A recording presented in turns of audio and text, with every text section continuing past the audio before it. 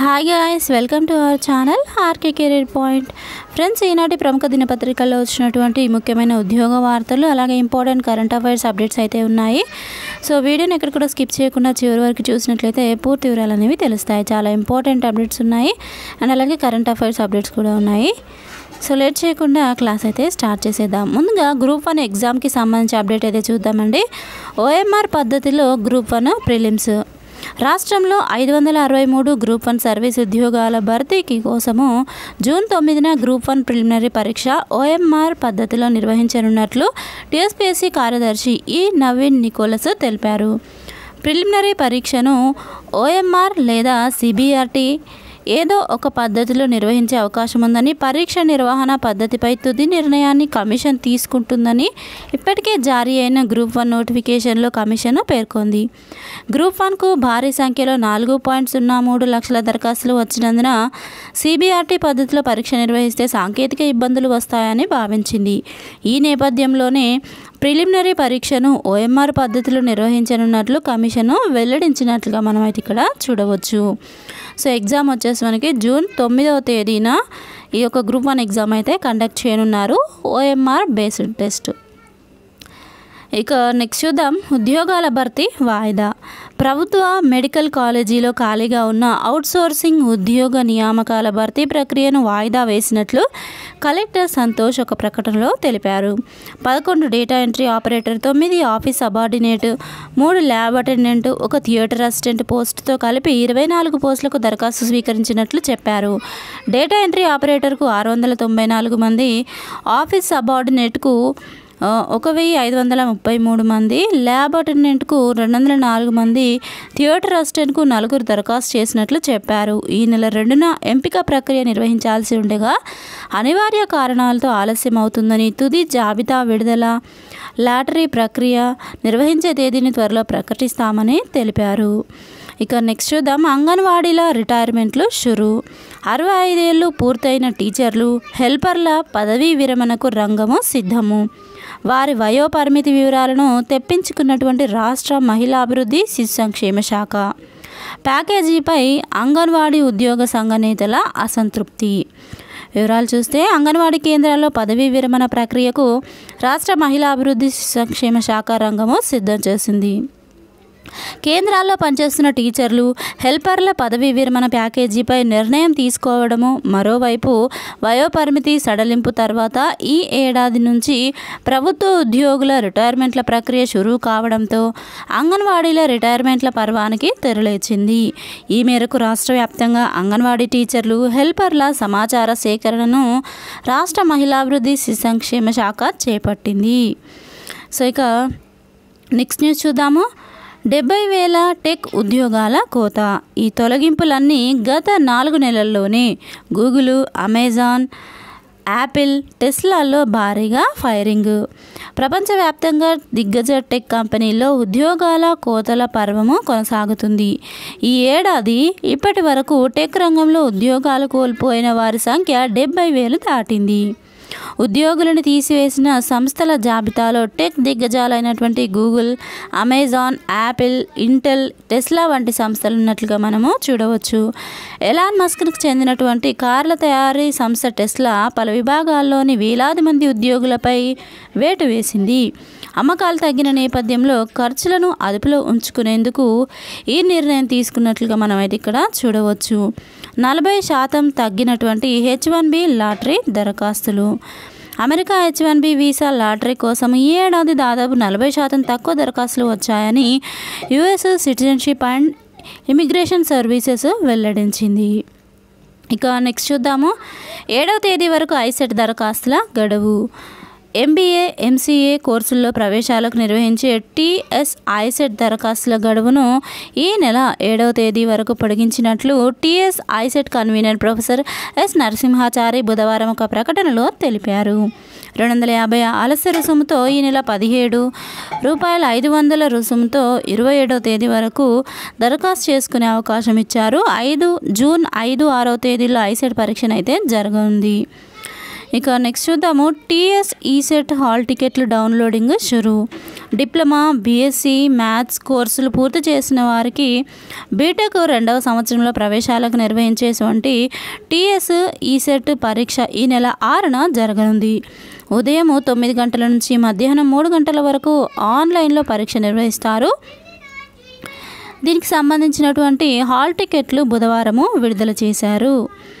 ఇక నెక్స్ట్ చూద్దాం. భాషా పండితులకు టెట్ మినహాయింపుపై హర్షము. వివరాలు చూస్తే రాష్ట్రంలో గ్రేడ్ 2 భాషా పండితులకు స్కూల్ అసిస్టెంట్ పదోన్నతులు పొందేందుకు టెట్ నుంచి మినహాయింపునిస్తూ హైకోర్టు బుధవారం మధ్యంతర ఉత్తర్వులు ఇచ్చినట్టు పలు ఉపాధ్యాయ సంఘాలు ప్రకటించాయి. ముందు నియమితులైనటువంటి తెలుగు, హిందీ, ఉర్దూ భాషా పండితులకు టెట్తో నిమిత్తం లేకుండా పదోన్నతులు దక్కే అవకాశం ఉందని 23/9/2010కి ముందు నియమితులైనటువంటి తెలుగు, హిందీ, ఉర్దూ భాషా పండితులకు టెట్తో నిమిత్తం లేకుండా పదోన్నతులు దక్కే అవకాశం ఉందని అభిప్రాయపడ్డాయి. ఈ వేసవినే పదోన్నతులు కల్పించాలని కోరాయి. ఇక నెక్స్ట్. కాంగ్రెస్ పాలనలో టీచర్లకు నిరాశే. కాంగ్రెస్ 4 నెలల పాలనలో ఉపాధ్యాయులకు నిరాశే మిగిలిందని పీఆర్టీయూ తెలంగాణ రాష్ట్ర అధ్యక్ష ప్రధాన కార్యదర్శులు ఎం చెన్నయ్య, ఎస్ భిక్షంగౌడ్ ఒక ప్రకటనలో తెలిపారు. కాంగ్రెస్ ప్రభుత్వం ఏర్పడితే ఏదో జరుగుతుందని భావించిన ఉపాధ్యాయుల బిల్లులెన్నో పెండింగ్లోనే ఉన్నాయని తెలపడం అయితే మనం ఇక్కడ చూడవచ్చు. ఇక నెక్స్ట్. 106 అసెంబ్లీ సెగ్మెంట్లలో 6 గంటల వరకు పోలింగ్. లోక్సభ ఎన్నికల్లో సమయం పొడిగించిన ఈసీ. రాష్ట్రంలో లోక్సభ ఎన్నికల్లో పోలింగ్ సమయాన్ని మరో గంట పాటు పొడిగిస్తూ కేంద్ర ఎన్నికల సంఘం ఈసీ ఉత్తర్వులు జారీ చేసింది. ఈ నెల 13 తేదీన పోలింగ్ జరగనున్న సంగతి తెలిసిందే. రాష్ట్రంలో 17 లోక్సభ నియోజకవర్గాల పరిధిలో 119 అసెంబ్లీ సెగ్మెంట్లు ఉన్నాయి. వీటిలో 106 అసెంబ్లీ నియోజకవర్గాల పరిధిలో పోలింగ్ ఉదయం 7 గంటల నుంచి సాయంత్రం 6 గంటల వరకు నిర్వహించాల్సిందిగా తెలంగాణ రాష్ట్ర ముఖ్య ఎన్నికల అధికారి వికాస్ రాజ్కు బుధవారం ఈసీ ఉత్తర్వులు జారీ చేసింది. ఇక కరెంట్ అఫైర్స్ అయితే చూద్దామండి. చాలా ఇంపార్టెంట్ కరెంట్ అఫైర్స్ ఉన్నాయి, చివరి వరకు చూడండి. ముందుగా సైన్స్ అండ్ టెక్నాలజీకి సంబంధించిన కరెంట్ అఫైర్స్ చూద్దాము. స్మార్ట్ హస్త ప్రయోగము విజయవంతము.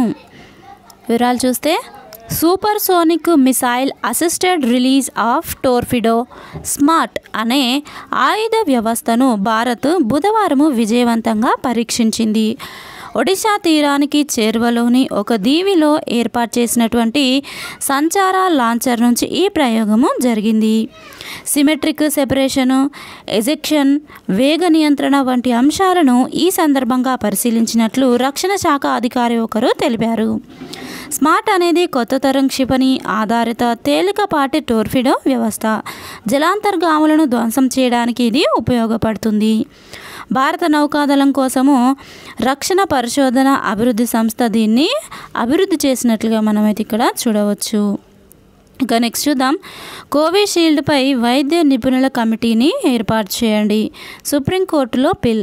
ఆస్ట్రాజెనకా కరోనా టీకాపై తాజా దుమారం నేపథ్యంలో కోవిషీల్డ్ వ్యాక్సిన్ దుష్ప్రభావాలు, ముప్పు కారకాల అవకాశాలను పరిశీలించేందుకు వైద్య నిపుణుల కమిటీని ఏర్పాటు చేయాలంటే బుధవారం సుప్రీంకోర్టులో పిల్ దాఖలైంది.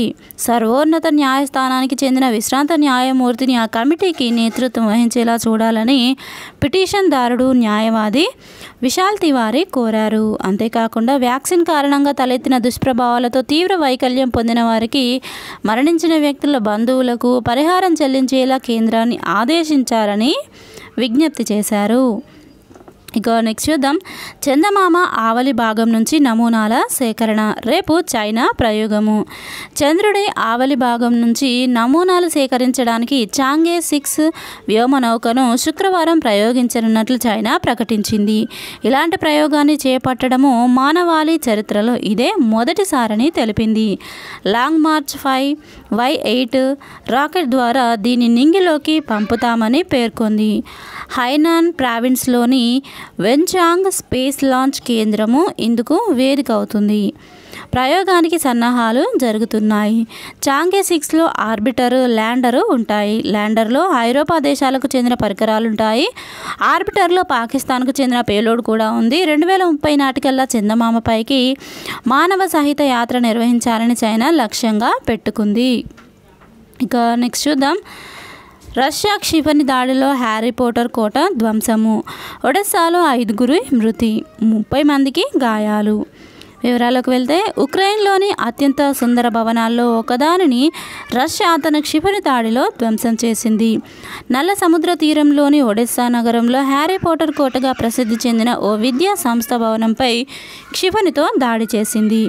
ఇందుకోసము ఇస్కందర్ క్షిపణిని క్లస్టర్ వార్ హెడ్ను అమర్చి మాస్కో ప్రయోగించినట్లు అనుమానిస్తున్నారు. ఇక నెక్స్ట్ చూద్దాం. గాజా కాల్పుల విరమణపై పీఠముడి. ఒప్పందం కుదిరినా యుద్ధం ముగించే ప్రసక్తే లేదు. బ్లింకెన్కు స్పష్టం చేసిన నెతన్యాహు. తాత్కాలిక విరమణ అయితే ఒప్పుకోము హమాస్. వివరాలకు వెళ్తే గాజాలో కాల్పుల విరమణకు సంబంధించి పీఠం ముడిపడింది. శాశ్వత కాల్పుల విరమణను మాత్రమే తాము ఆమోదిస్తామని హమాస్ పేర్కొంటుంటే యుద్ధాన్ని ఆపేదే లేదని, గాజాలోని రఫాపై దండయాత్ర ఖాయమని ఇజ్రాయెల్ అంటోంది. కాల్పుల విరమణకు సంబంధించి అమెరికా, ఈజిప్ట్, ఖతార్ మధ్యవర్తిత్వంతో ప్రస్తుతం కైరోలో చర్చలు జరుగుతున్న సంగతి తెలిసిందే. 40 రోజుల కాల్పుల విరమణ, హమాస్ చెరలోని 33 మంది బందీల విడుదల, ప్రతిగా భారీ సంఖ్యలో పాలస్తీనా ఖైదీలను విడిచిపెట్టడము ఇది ఇజ్రాయెల్ యొక్క ప్రతిపాదన. ఇక పూర్తి వివరాలు మీరు PDF డౌన్లోడ్ చేసుకొని చదువుకోవచ్చు. క్రింద డిస్క్రిప్షన్లో లింక్ అయితే ఉంటుంది. ఇక నెక్స్ట్ చూద్దాం. ఒప్పందాలకు సంబంధించిన బిట్ అండి. అంతరిక్ష సాంకేతిక వ్యవస్థపై IISSRతో టీ-హబ్ అవగాహన. వివరాలు చూద్దాము. అంతరిక్ష సాంకేతిక పర్యావరణ వ్యవస్థను పెంపొందించేందుకు international institute for space studies and రీసెర్చ్తో టీ-హబ్ అవగాహన కుదుర్చుకుంది. బుధవారం టీ-హబ్లో defence and aerospace innovation summit 2024 జరిగింది. ఇందులో భాగంగా తెలంగాణలో హైదరాబాద్ కేంద్రంగా అంతరిక్ష సాంకేతిక పరిశోధన, ఆవిష్కరణలను మరింత వృద్ధి చేసే దిశగా ఈ MOU కుదుర్చుకున్నట్లు ఇరు వర్గాలు ప్రకటించాయి. IISSR సభ్యుడు యువరాజ్ చిహ్నం మాట్లాడుతూ స్పేస్ టెక్నాలజీపై అత్యాధునిక పరిశోధనలు నిర్వహించడము, వినూత్న పరిష్కారాలను అభివృద్ధి చేయడము, అత్యంత నైపుణ్యం కలిగిన ప్రతిభను పెంపొందించడం లాంటి ఎన్నో కార్యక్రమాలకు ఈ అవగాహన ఉపయోగపడుతుందని చెప్పడం అయితే మనం ఇక్కడ చూడవచ్చు. సో ఇక్కడ మీరు స్క్రీన్పై ఆ యొక్క MOU కుదుర్చుకుంటున్నటువంటి దృశ్యాన్ని అయితే చూడవచ్చు. ఇక నెక్స్ట్ స్పోర్ట్స్ కరెంట్ అఫైర్స్ అయితే చూద్దాము. చెన్నైకి పంజాబ్ పంచ్. పంజాబ్ కింగ్స్ అదుర్స్. వరుసగా 4 ఓటముల అనంతరము కళ్ళు చెదిరే బ్యాటింగ్తో గత మ్యాచ్లో కోల్కతాపై సంచలన విజయం సాధించినటువంటి ఆ జట్టు మరోసారి మెరిసింది. ఆల్రౌండ్ ఆధిపత్యంతో చెన్నై సూపర్ కింగ్స్కు షాక్ ఇచ్చింది. స్పిన్నర్లు బ్రార్, రాహుల్, చాహర్ల అద్భుత బౌలింగ్తో చెన్నైని స్వల్ప స్కోర్కే పరిమితం చేసి పంజాబ్ బెయిర్స్టో, రోసోలా మెరుపులతో లక్ష్యాన్ని అలవోకగా ఛేదించింది. ఇక పూర్తి వివరాలు PDF డౌన్లోడ్ చేసుకొని చదువుకొని ఇక నెక్స్ట్ చూద్దాం. రష్మిక శుభారంభము. ఆట ప్రతినిధి హైదరాబాద్, ఫ్లోరిడా వేదికగా జరుగుతున్నటువంటి ITF వరల్డ్ టూర్ టెన్నిస్ టోర్నీలో తెలంగాణ యువ ప్లేయర్ శ్రీవల్లి రష్మిక ఆకట్టుకుంటుంది. మళ్ళీ రిపీట్ చేస్తున్నాను. ఫ్లోరిడా వేదికగా జరుగుతున్నటువంటి ITF వరల్డ్ టూర్ టెన్నిస్ టోర్నీలో తెలంగాణ యువ ప్లేయర్ శ్రీవల్లి రష్మిక ఆకట్టుకుంటుంది. బుధవారం జరిగినటువంటి టోర్నీ మహిళల సింగిల్స్ తొలి రౌండ్లో రష్మిక 6-0, 6-0తో సియా కారికోవ్పై అలవోకగా విజయం సాధించింది. ఏకపక్షంగా సాగిన పోరులో ఆధిపత్యము ప్రదర్శించింది. ఇక నెక్స్ట్ చూద్దాం. సెమీఫైనల్లో 4 బాక్సర్లు. ఆసియా అండర్-22 యూత్ బాక్సింగ్ ఛాంపియన్షిప్లో ఇండియా యంగ్ బాక్సర్లు మరో 4 మెడల్స్ ఖాయం చేసుకున్నారు. బుధవారం 4 బాక్సర్లు సెమీస్ ఫైనల్ చేరుకున్నారు. 51 కేజీల విభాగము క్వార్టర్ ఫైనల్లో ఆర్యను 5-0 తేడాతో ఉజ్బెకిస్తాన్ బాక్సర్ జురేవ్ను చిత్తు చేయగా 63.5 కేజీల్లో యశ్వర్ధను 4-1తో ఇరాన్కు చెందినటువంటి బాబా హైదరీని ఓడించాడు. ఇక 80 కేజీల కేటగిరీలో సాహిల్ తమ ప్రత్యర్థులపై పంచ్ల వర్షం కురిపించారు. దాంతో రిఫరీ ఆటను ఆపి వీళ్లను విజేతలుగా ప్రకటించారు. ఇక నెక్స్ట్ భారత్ మ్యాచ్లన్నీ లాహోర్లోనే. ICCకి పాకిస్తాన్ ప్రతిపాదన. వివరాలు చూస్తే వచ్చే ఏడాది జరగాల్సి ఉన్న ICC ఛాంపియన్స్ ట్రోఫీకి ఆతిథ్యం ఇస్తున్నటువంటి పాకిస్తాను భారత్ను ఎలాగైనా తమ దేశానికి రప్పించేందుకు విశ్వ ప్రయత్నాలు చేస్తోంది. ఈ మెగా టోర్నీ కోసం లాహోరు, కరాచీ, రావల్పిండి వేదికలను ఖరారు చేసిన పాకిస్తాను క్రికెట్ బోర్డు భారత్ ఆడే మ్యాచ్లను లాహోర్లోని గడాఫీ స్టేడియంలో మాత్రమే జరిపిస్తామని, భద్రతా విషయంలో టీమిండియాకు ఎలాంటి ఇబ్బంది కలగకుండా చూసుకుంటామని ఐసీసీకి విన్నవించనున్నట్టు బోర్డు వర్గాల సమాచారము. ఇక నెక్స్ట్ చూద్దాము. 11 ఏళ్లకే గౌరవ డాక్టరేట్, కలశనాయుడుకు అరుదైన గౌరవము. తెలుగు తేజం చిన్నారి కలశనాయుడు అరుదైన గౌరవాన్ని దక్కించుకుంది. 11 ఏళ్లకే గౌరవ డాక్టరేట్కు ఎంపికైంది. కలశ సామాజిక సేవా కార్యక్రమాలను గుర్తించిన United nations global peace council ఇటీవలే గౌరవ డాక్టరేట్ను ప్రకటించింది. ప్రపంచంలోనే అతి పిన్న వయస్కురాలిగా సమాజ సేవకురాలిగా కలశ గుర్తింపు తెచ్చుకుంది. అక్షర కలశ సంస్థ ద్వారా సేవా కార్యక్రమాలు, మహిళలకు అవార్డులు ఇవ్వడంతో పాటు గ్రీన్ రన్లను నిర్వహించింది. గతంలో కలశ బ్రిటిష్ పార్లమెంటును ఉద్దేశించి 2 నిమిషాలు ప్రసంగించింది. ఇక నెక్స్ట్ ఎకానమీ కరెంట్ అఫైర్స్ అండి. జిఎస్టీ వ్యాట్తో 6,748 కోట్లు, ఆర్థిక సంవత్సరం మొదటి నెలలోనే భారీగా పెరిగినటువంటి ఆదాయము. కొత్త ఆర్థిక సంవత్సరం మొదటి నెల ఏప్రిల్లోనే రాష్ట్ర ఖజానాకు కాసుల వర్షము కురిసింది. జిఎస్టీతో పాటు వ్యాట్ ఇన్కమ్ మస్తుగా వచ్చింది. 2023తో పోలిస్తే ఈ ఏప్రిల్లో రాబడి దాదాపు 700 కోట్లు ఎక్కువగా ఉంది. గత ఏడాది జిఎస్టీ వ్యాట్ కలిపి 6,060 కోట్లు రాగా ఈ ఏడాది 6,748 కోట్లు వచ్చింది. గత ప్రభుత్వంలో ఉన్న ఆదాయ లీకేజీలను కొత్త ప్రభుత్వం అరికట్టడంతో ఇన్కమ్ పెరిగినట్లు తెలుస్తోంది. ఏప్రిల్ నెలలో జిఎస్టీ రాబడి 4,036 కోట్లు వచ్చింది. ఇందులో ఎస్జీ, ఎస్టీ, స్టేట్ జిఎస్టీ తొలిసారి 2,063 కోట్లు వచ్చింది. ఇక ఐజీఎస్టీ 1,973 కోట్ల రూపాయలు వసూలైంది. నెక్స్ట్ చూద్దాము. దేశంలో తొలి బహుళార్థ సాధక గ్రీన్ హైడ్రోజన్ పైలట్ ప్రాజెక్టు వివరాలు చూస్తే ఇంపార్టెంట్ అని నోట్ చేసుకోండి. జాతీయ గ్రీన్ హైడ్రోజన్ మిషన్లో భాగంగా దేశంలో తొలిసారిగా హిమాచల్ ప్రదేశ్లోని జాక్రీలో బహుళ ప్రయోజనం గల 1,500 మెగావాట్ల నాథ్పా జాక్రీ హైడ్రో పవర్ స్టేషన్లో గ్రీన్ హైడ్రోజన్ పైలట్ ప్రాజెక్టును సట్లెజ్ జల్ విద్యుత్ నిగమ్ లిమిటెడ్ ప్రారంభించింది. విద్యుత్ రంగంలో గ్రీన్ హైడ్రోజన్ ఉత్పత్తికి అవసరమైనటువంటి మౌలిక సదుపాయాల అభివృద్ధిని వేగవంతం చేసేందుకు ఇది సహాయపడుతుంది. దీనివల్ల శుద్ధమైన ఇంధన ఉత్పత్తిలో గ్రీన్ హైడ్రోజన్ కీలక పాత్ర పోషించనుంది. ఈ ప్రాజెక్టులో ఉత్పత్తి అయ్యే గ్రీన్ హైడ్రోజన్ను ఎస్జేవిఎన్ నెలకొల్పినటువంటి high velocity oxygen fuel coating facility ఇంధన అవసరాల కోసము ఉపయోగిస్తారు. అంతేకాకుండా 25 కిలోవాట్ల సామర్థ్యం గల ఫ్యూయల్ సెల్ ద్వారా విద్యుత్ ఉత్పత్తి అయితే జరుగుతుంది. ఇక నెక్స్ట్ చూద్దాం. NASSCOM patents trends report. NASSCOM సంస్థ పేటెంట్స్ ఇండియా పేరిట విడుదల చేసిన నివేదికలో దేశంలో నూతన ఆవిష్కరణలు, వాటికి సంబంధించిన మేధో హక్కుల దరఖాస్తుల సంఖ్య పెరుగుతున్నా సరైన మౌలిక సదుపాయాలు లేవని వెల్లడించింది. ఇక్కడ ర్యాంక్స్ అయితే నోట్ చేసుకోండి, ఇంపార్టెంట్ అండి. గత 5 ఏళ్లలో పేటెంట్స్ ఫైలింగ్లో వార్షిక పెరుగుదల రేటు 24.6% నమోదవుతున్నదని, గత 4 ఏళ్లలో లభించిన పేటెంట్ల సంఖ్య రెండింతలైందని తెలిపింది. ఇక దేశవ్యాప్తంగా పేటెంట్స్ ఫైలింగ్లో తమిళనాడు 9.3%, మహారాష్ట్ర 6.8%తో మొదటి 2 స్థానాల్లో ఉండగా తెలంగాణ 6వ స్థానంలో ఉంది. ఇంపార్టెంట్ నోట్ చేసుకోండి, తెలంగాణ 6వ స్థానంలో ఉంది. అగ్రభాగాన ఉన్న రాష్ట్రాల్లో ప్రభుత్వ విధానాలు, రిజిస్ట్రేషన్లకు రాయితీలు, సలహా కేంద్రాలు, పరిశోధన అభివృద్ధి సెంటర్లో ఎక్సలెన్స్ సౌకర్యాలు ఉన్నాయి. ఇక నెక్స్ట్ ప్రపంచంలోనే అతిపెద్ద ఎయిర్పోర్టు. ప్రపంచంలోనే పెద్దదైనటువంటి ఆల్ మక్తోమ్ ఇంటర్నేషనల్ ఎయిర్పోర్ట్ను దుబాయ్లో $35 బిలియన్ నిర్మిస్తూ ఉన్నట్లు దుబాయ్ రాజు Sheikh Mohammed bin Rashid Al Maktoum తెలిపారు. అంటే దాదాపు 2.9 లక్షల కోట్ల రూపాయలు.